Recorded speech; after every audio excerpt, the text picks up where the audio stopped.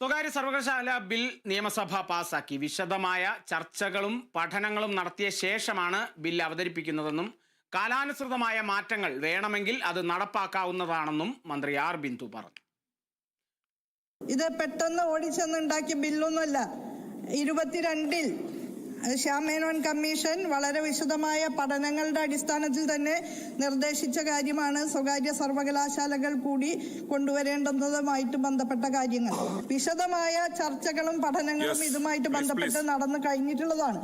ഇനിയും നമുക്ക് ഇതിന്റെ നടത്തിപ്പുമായി ബന്ധപ്പെട്ട് കാലാകാലങ്ങളിൽ മാറ്റങ്ങൾ വരുത്തേണ്ടതുണ്ടെങ്കിൽ അത് ചെയ്യാനുള്ള സാധ്യതകളും ഉണ്ടല്ലോ.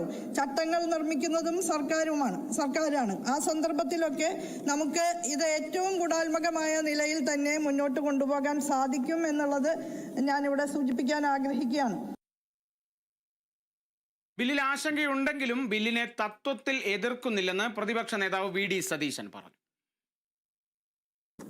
ഈ ബില്ല് നടപ്പാക്കുമ്പോൾ നമ്മൾ ഒരുപാട് കാര്യങ്ങൾ ശ്രദ്ധിക്കേണ്ടതുണ്ട്. കാരണം 10 വർഷം മുമ്പ് ഇത് കേരളത്തിൽ കൊണ്ടുവരാൻ ഉദ്ദേശിച്ചിരുന്ന സമയത്തുള്ള സാഹചര്യമല്ല കേരളത്തിലെ ഉന്നത വിദ്യാഭ്യാസ രംഗത്തുള്ളത്. ഈ ബില്ല് നിയമമായി അത് നടപ്പാക്കുന്നതിന് മുമ്പ് ഗൗരവമായൊരു പഠനം കൂടി സർക്കാർ ഒരു കമ്മീഷനെ വെച്ച് അല്ലെങ്കിൽ വേറെ ഏതെങ്കിലും സംവിധാനം വെച്ച് പഠിക്കണം എന്നാണ് ഞങ്ങളുടെ ആവശ്യം. കാലാകാലങ്ങളായി പതിറ്റാണ്ടുകളായി കേരളത്തിൽ നിലനിന്ന് ഒരുപാട് വിദ്യാഭ്യാസ സ്ഥാപനങ്ങൾ ആരംഭിച്ച് ഒരുപാട് വിദ്യാഭ്യാസ സ്ഥാപനങ്ങൾ ഫലപ്രദമായി മനോഹരമായി നടത്തിക്കൊണ്ടുപോകുന്ന കോർപ്പറേറ്റ് എഡ്യൂക്കേഷൻ ഏജൻസികൾക്ക് പ്രയോറിറ്റി അപ്പോൾ നമുക്ക് ഭയപ്പെടാനില്ല.